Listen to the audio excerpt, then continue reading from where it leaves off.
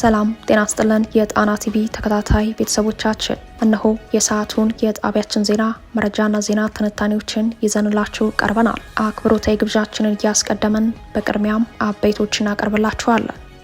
የፋኖ ኃይሎች በጎጃም በአንድ አውደ ውጊያ ብቻ 27 ክላሽ ምርኮ እንደቀናቸው በርካታ የአገዛዙ ጦር ሙትና ቁስለኛ ማድረጋቸውን ሲያሳውቁ፣ በወሎ ቤት አማራ የውጊያ ቀጠናዎች ደግሞ ከወልዲያ ከተማ ብዙም በማይርቅ መርሳ ዙሪያ እልቂት ሊባል የሚችል ከባድ ውጊያ ሲካሄድ መዋሉ ተሰምተዋል። ዝርዝር የግንባር መረጃዎቹን አሰናድተናል።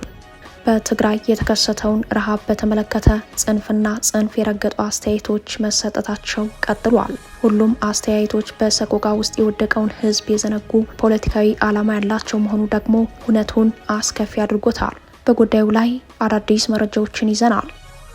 በመሃል አዲስ አበባ አስገዳጅ ወታደራዊ የጅምላ አፈሳ በመካሄድ ላይ ነው። ወጣቶች በግዳጅ ታፍሰው ሲወሰዱ የይድረሱልን ጥሪ በማሰማት ላይ መሆናቸውም ተሰምተዋል። በሌላ በኩል በአዲስ አበባ የሚታፈሱ ኤርትራውያን የተመረጡ ወጣቶች ወደ አፋር ክልል ተጭነው በመውሰድ ለስደት የዳረጋችሁን ሻዕቢያን እንድትታገሉ እናደራጃችሁ፣ ካልሆነ ወደ ሀገራችሁ እናሰናብታችኋለን እያለ ስለመሆኑ ተሰምተዋል። ይህም ሌላኛው መረጃችን ነው። የተባበሩት መንግስታት ድርጅት የጸጥታው ምክር ቤት በሱዳን እየተባባሰ የመጣው ጦርነት ወደ ጎረቤት ሀገራት በተለይም ወደ ኢትዮጵያ ሊዛመት እንደሚችል ይፋዊ ማስጠንቀቂያ ሰጥተዋል። ይህ ማስጠንቀቂያ የተሰጠው የተባበሩት አረብ ኤሚሬቶች የውጭ ሀገራት ወታደሮች ማሰልጠኛ የጦር ሰፈር በኢትዮጵያ እንድትገነባ ጠቅላይ ሚኒስትር አብይ አህመድ መፍቀዳቸው፣ ግንባታውም በቤንሻንጉል ጉሙዝ ካማሺ ዞን በዳቡስ ወንዝ አቅራቢያ በመከናወን ላይ እንደሚገኝ ከታወቀ በኋላ ነው። በአፍሪካ ቀንድ መረጃችን ቃኝተነዋል። እነዚህንና ሌሎችን ይዘናል። ወደ ዝርዝር መረጃዎቹ እናመራለን። የፋኖ ኃይሎች በአንድ አውደ ውጊያ ብቻ 27 ክላሽ ምርኮ እንደቀናቸው በርካታ የአገዛዙ ጦር ሙትና ቁስለኛ ማድረጋቸውን አስታወቁ። አፋብሃ ቴዎድሮስ እዝ 206ኛ ኮር በዛሬው ዕለት ባደረገው ተጋድሎ 27 ክላሽ ምርኮ እንደቀናው በግንባር መረጃው ላይ ይፋ አድርጓል። ከአምበር ከተማ በመነሳት ወደ ጃማ ከተማ በማቅናት ላይ በነበረ የአገዛዙ ጦር ላይ በተፈጸመ የማጥቃት ውጊያ ቁጥሩ በውል ያልተገለጸ የብልጽግና ሰራዊት ሙትና ቁስለኛ መሆኑን በመግለጽ በዚህ ውጊያ ከ45 በላይ ሙት ከ22 በላይ ቁስለኛ መሆናቸውን፣ 27 ክላሽ በርካታ ካዝና የደረት ትጥቅና ልዩ ልዩ ወታደራዊ ቁሳቁስ በምርኮ ገቢ ማድረጉን አረጋግጧል። ውጊያው ዛሬ ታህሳስ 14 ቀን ከጠዋቱ 3 ሰዓት እስከ ቀትር 6 ሰዓት መካሄዱን የገለጸው አፋብሃ በውጊያው ሞትና ቁስለኛ የሆኑት የመከላከያ አድማ ብተናና ሚሊሻ አባላት መሆናቸውን ገልጿል። በተያያዘ የአውደ ውጊያ መረጃም 206ኛ ኮር የ14ኛ ክፍለ ጦር ቃኝና መሐንዲስ ከሻለቆች ጋር በመቀናጀት ከደብረ ኤልያስ ተነስቶ ወደ ማርዘነብ ከተማ ሲንቀሳቀስ በነበረ የአገዛዝ ጦር ላይ በፈጸሙት ፈጣን ማጥቃት ቁጥሩ በውል ያልታወቀ የብልጽግና ሰራዊት ላይ ጉዳት መድረሱ ተሰምተዋል። ውጊያው ማርዘነብ ከተማ ጫፍ ላይ መደረጉን የጠቆሙት የዓይን እማኞች በሁለቱም ኃይሎች በኩል በቡድን የጦር መሳሪያ የታጀበ ውጊያ መካሄዱን ገልጸዋል። በዚህ ውጊያም 2 ፓትሮል አስክሬንና ቁስለኛ ሲነሳ ማየታቸውን ለጣና ገልጸዋል። አፋብሃ ቴዎድሮስ እዝ በበኩሉ በዚህ አውደ ውጊያ በፈጣን ማጥቃት ድል ቀንቶኛል ሲል አስታውቋል። ሆኖም በዚሁ አካባቢ 2 የመድኃኒት መደብሮች በአገዛዙ ጥምር ጦር ሙሉ በሙሉ መዘረፋቸውንም ጠቁመዋል። በሌላኛው የአውደ ውጊያ ውሎ መረጃ በወሎ ቤት አማራ ከወልዲያ ከተማ በቅርብ ርቀት መርሳ ዙሪያ በተካሄደ ውጊያ በርካታ የአገዛዙ ጦር ሞትና ቁስለኛ መሆኑ ተሰምተዋል። ልዩ ስሙ ጠዶት ሚካኤል በተባለ ቦታ ላይ ዛሬ ታህሳስ 14 ቀን በፋኖ ኃይሎችና በአገዛዙ ጦር መካከል በተካሄደ ውጊያ በርካታ ሰራዊት ማለቁን የተሰማው። በዚህ ቀጠና የሚንቀሳቀሰው የብልጽግና ሰራዊት የሰሜን ምስራቅ እዝ 801ኛ ኮር 35ኛ ክፍለ ጦር ሲሆን ክፍለ ጦሩ በከፍተኛ መጠን የኮብለላ ስጋት ያለበት መሆኑን ተከትሎ ከአምባሰል ወደ መርሳ በቅርቡ እንደመጣ ወታደራዊ መረጃዎች ያሳያሉ። ከፍተኛ የሰራዊት መኮብለል ያጋጠመው ክፍለ ጦሩ በዛሬው ዕለት በውጊያ ያስተናገደው ከባድ ሰብአዊ ኪሳራ ሙሉ በሙሉ ሊያፈርሰው እንደሚችል ነው በግንባር መረጃው ላይ የተመላከተው። ትግራይ የተከሰተውን ረሃብ በተመለከተ ጽንፍና ጽንፍ የረገጡ አስተያየቶች መሰጠታቸው ቀጥሏል። ሁሉም አስተያየቶች በሰቆቃ ውስጥ የወደቀውን ሕዝብ የዘነጉ ፖለቲካዊ ዓላማ ያላቸው መሆኑ ደግሞ እውነቱን አስከፊ አድርጎታል። አብዛኞቹ ፓርቲዎች የጸረ ህወሓት ዘመቻ ከፍተው ታይተዋል። ህወሓትን ጨምሮ ትግራይ ውስጥ የሚንቀሳቀሱ 6 የፖለቲካ ፓርቲዎች በህጻጽ የተከሰተው የረሃብ አደጋ የተመለከተ መግለጫ አውጥተዋል። ፓርቲዎቹ ህወሓት፣ ስምረት፣ ሳልሳይ ወያኔ ትግራይ፣ ብሔራዊ ባይቶ አባይ ትግራይ፣ ውድብ ናጽነት ትግራይና ሹም ተንቤን ናቸው። የፓርቲዎቹ የመግለጫ ይዘት ሲጠቃለል የሚከተለውን ይዘት ይሰጣል። በተለይም ረሃብ ለህወሓት የህዝብ ሞትና ስቃይ እንዲሁም ሰብአዊ ቀውስ ሳይሆን የፖለቲካ ስልት ነው የሚሉ ሞጋች ሀሳቦች መደመጥ በጀመሩበት በዚህ ጊዜ ህወሓት የሚከተለውን ብሏል። ከ5 ዓመታት በላይ በተቀደደ ፕላስቲክ እየኖረ ያለው ህዝብ የአራዊት ሲሳይ ሆኗል። የተቀረው ደግሞ እየቀነሰ በመሄዱ ባለው የእርዳታ አቅርቦት ምክንያት ለከፍተኛ ቀውስ ተዳርጓል። በየቀኑ በረሃብና በበሽታ ሰው እየሞተ ነው። ጊዜ እየሄደ ነው። ትዕግስትም ልክ አለው። የትግራይ ህዝብ ከዚህ በላይ መከራ የሚሸከም ጫንቃ የለውም። ስለሆነም ትግራይን ለማዳከም የተሸረበው ሴራ ተቋቁመን ህዝባችን እስኪያልቅ አንታገስም ሲል አጋጣሚውን ወደሚፈልገው የጦርነት ቅስቀሳ ወስዶታል። ስምረት ፓርቲ በበኩሉ የድርጅት ደህንነት ከህዝብ ደህንነት ይቅደም የሚል አቋም ባለው መግለጫው ኋላ ቀር ቡድንና ጀሌዎቹ ከማንኛውም ጊዜ በላይ በመሬትና ወርቅ ስርቆት ኪሳቸው በሚያደሉበት ወቅት በምግብና በመድኃኒት እጦት ተፈናቃዮች መሞታቸው አንገታችን እንድንደፋ አድርጎናል ብለዋል። አክሎም የተፈናቃዮች ስቃይ ከሚዲያ ተሰውሮ ለዓለም እንዳይታይና እንዳይሰማ ያደረገው ኋላ ቀሩ ቡድንና አሽከሮቹ ናቸው በማለት ህወሓትንና አጋሮቹን ወንጅሏል። ስለሆነም የሚለው የፓርቲው መግለጫ ሁሉም ትግራዋይ ለዚህ የሁሉም አይነት ጥፋቶች መነሻ የሆነው ኋላ ቀር ቡድንና አሽከሮቹ ለአንዴና ለመጨረሻ ተመንግሎ እንዲወገድ በጋራ መታገል ይገባል የሚል ጥሪውን በመግለጫው ላይ አቅርበዋል። ሳልሳይ ወያኔ ትግራይ ፓርቲ የተሰኘው ተቃዋሚ ድርጅት በበኩሉ የረሃቡ ዋና ምንጭ ፖለቲካዊ ስንፍና ነው በሚል ሁነቱን የገለጸ ሲሆን አክሎም ህዝቡ የረሃብ አደጋውን የሚገታ አስቸኳይ ድጋፍ ከመለገስ ጎን ለጎን የችግሩን መነሻ የሆነውን ስርዓት እንዲለውጥ አብሮን እንዲታገል ጥሪ እናቀርባለን ብለዋል።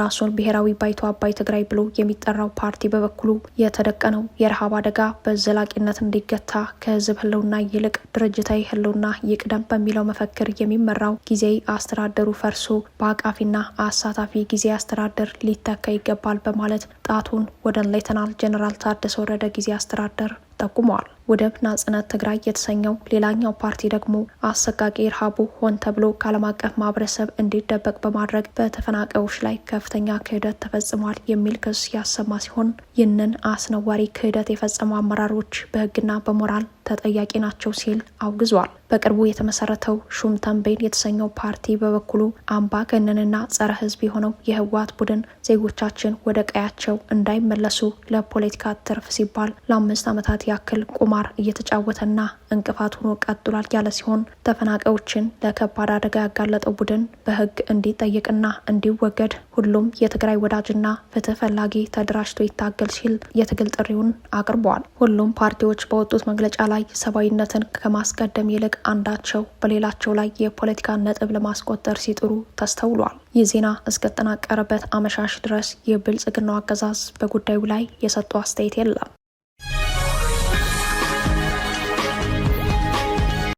በመሃል አዲስ አበባ አስገዳጅ ወታደራዊ የጅምላ አፈሳ በመካሄድ ላይ ነው። ወጣቶች በግዳጅ ታፍሰው ሲወሰዱ የይድረሱልን ጥሪ በማሰማት ላይ መሆናቸውም ተሰምተዋል።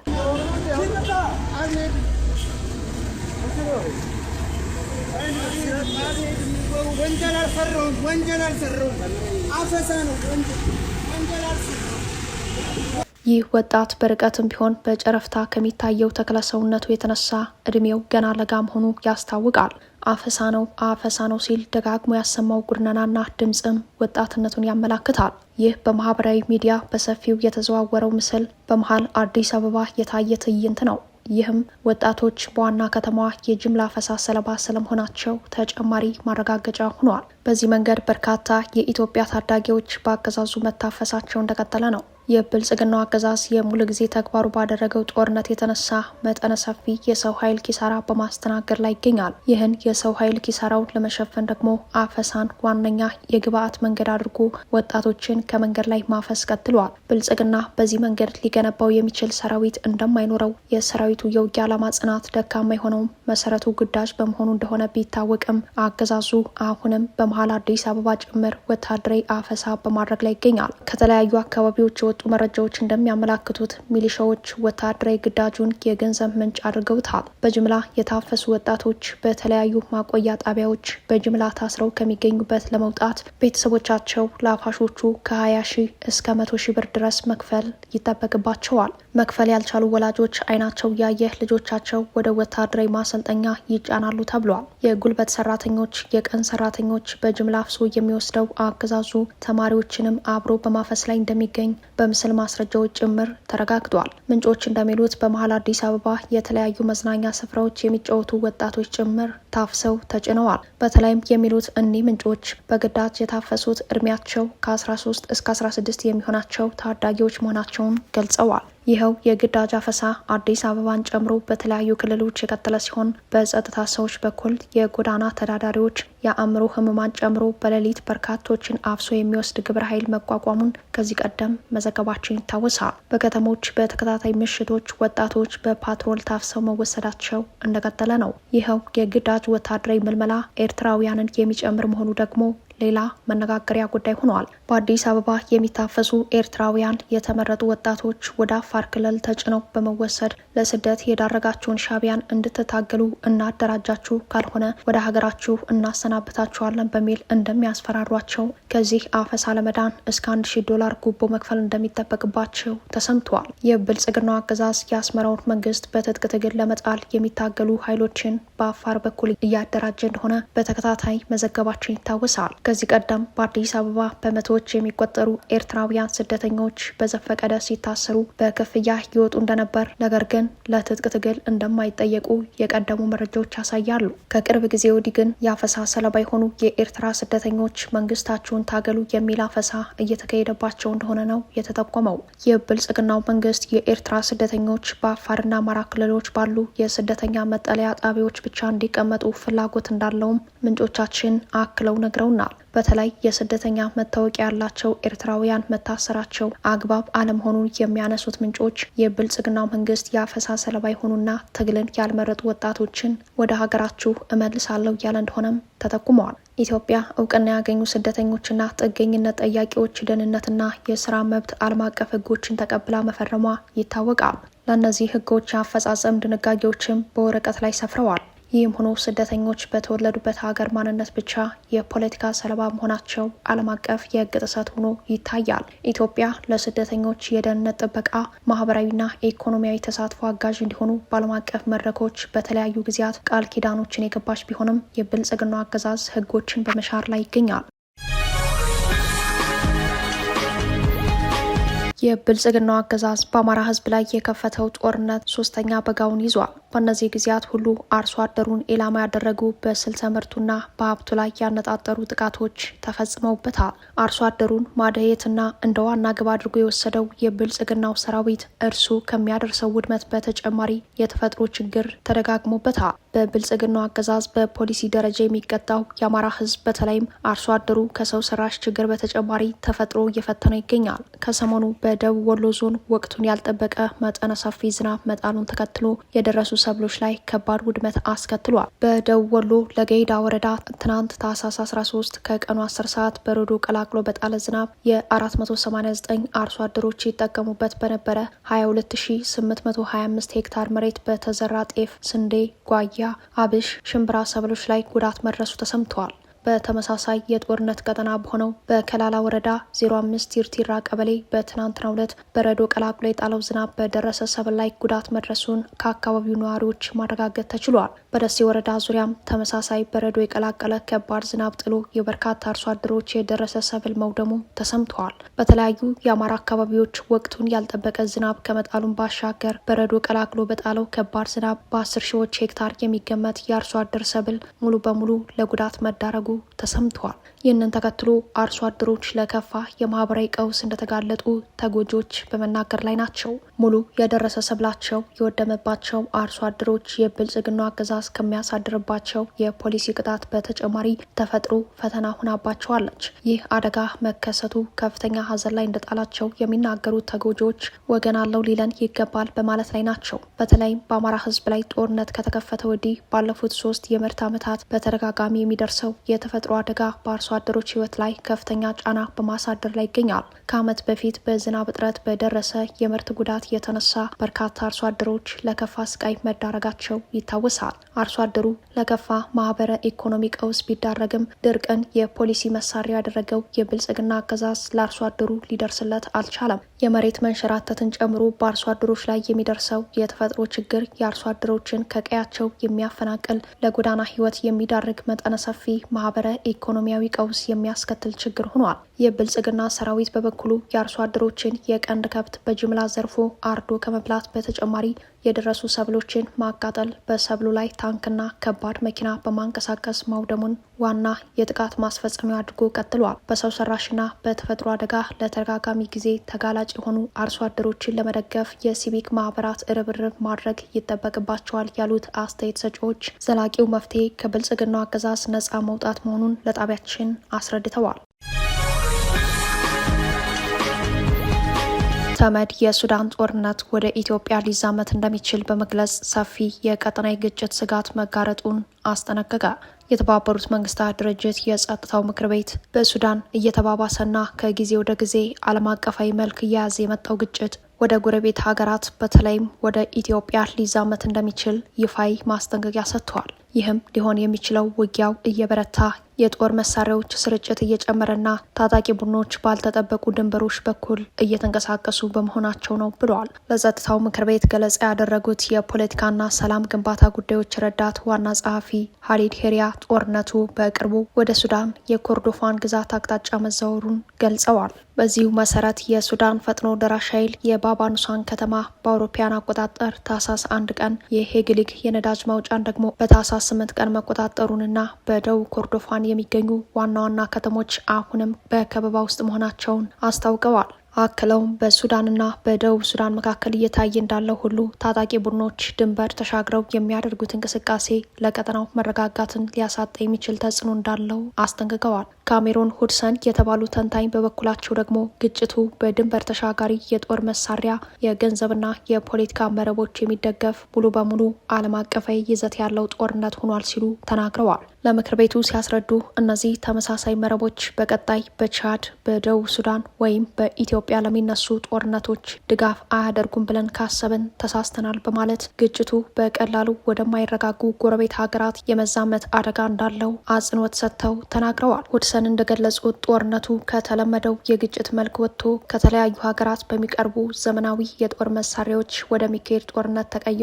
መሳሪያዎቹም በቻድ፣ በሊቢያ፣ በመካከለኛው አፍሪካ ሪፐብሊክ፣ በደቡብ ሱዳንና በሶማሊያ ፑንትላንድ ግዛት በሚያልፉ መንገዶች ለሱዳን ተፋላሚ ወገኖች እየደረሱ መሆኑን ጠቁመዋል። እነዚህ የጦር መሳሪያ አቅርቦት ሰንሰለቶችም ያለምንም ቁጥጥር የሚቀጥሉ ከሆነ ከሱዳን ድንበር ባለፈ ለሌሎች አዳዲስ ግጭቶች መነሳሳት ምክንያት ሊሆን እንደሚችሉ ሞግተዋል። የተባበሩት መንግስታት ድርጅት ባለስልጣናት በበኩላቸው የድሮን ጥቃቶች ያለምንም ልዩነት በስፋት ጥቅም ላይ መዋላቸው እንዳሳስባቸው ገልጸዋል። ሂያሪ በካዱግሊ የሚገኘውን የተባበሩት መንግስታት የሎጂስቲክ ማዕከልን ጨምሮ እንደ መዋለ ህጻናትና ሆስፒታሎች ባሉ ሲቪል ተቋማት ላይ የተፈጸሙ ጥቃቶችን በማሳያነት ጠቅሰዋል። በአብዩ የሰላም አስከባሪ ኃይል ውስጥ የሚያገለግሉ 6 የሰላም አስከባሪዎች መገደላቸውን የገለጹት ኃላፊው በአሁኑ ወቅት ሱዳን በጦር መሳሪያዎች የተጥለቀለቀች መሆኗንና ያልተገደበ የመሳሪያ ፍሰት ለጦርነቱ መቀጠል ዋነኛው ምክንያት መሆኑን አስረድተዋል። ባለስልጣናቱ እንደገለጹት የጦርነቱ ሰብአዊ መዘዞች እጅግ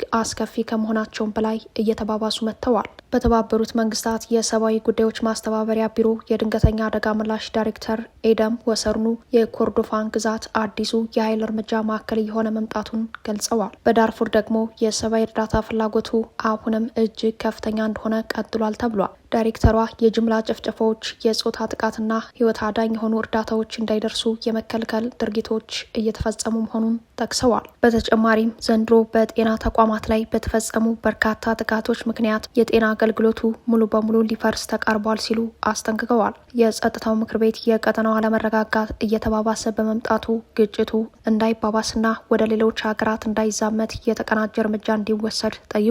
በተጨማሪም የምክር ቤቱ ንግግር አቅራቢዎች ለጦርነቱ መፋፋም ምክንያት ለሆኑ ወገኖች ተጠያቂነት እንዲሰፍን ጥሪ ያቀረቡ ሲሆን የሱዳን ግጭት በኢትዮጵያም ሆነ በሌሎች የአፍሪካ ቀንድ ሀገራት ላይ ሰፊ አለመረጋጋት እንዳይፈጥር ሰፋ ያለ የጦር መሳሪያ ማዕቀብን ጨምሮ ጠንከር ያሉ እርምጃዎች እንዲወሰድ አሳስበዋል። ተመድ ይህንን ማስጠንቀቂያ ከማውጣቱ በፊት የተባበሩት አረብ ኤሚሬቶች የውጭ ሀገራት ወታደሮች ማሰልጠኛ የጦር ሰፈር በኢትዮጵያ እንደተገነባ ጠቅላይ ሚኒስትር አብይ አህመድ መፍቀዳቸው፣ ግንባታውን በቤኒሻንጉል ጉሙዝ ካማሺ ዞን በዳቡስ ወንዝ አቅራቢያ በመከናወን ላይ እንደሚገኝ ወታደራዊ መረጃው መውጣቱ ይታወሳል።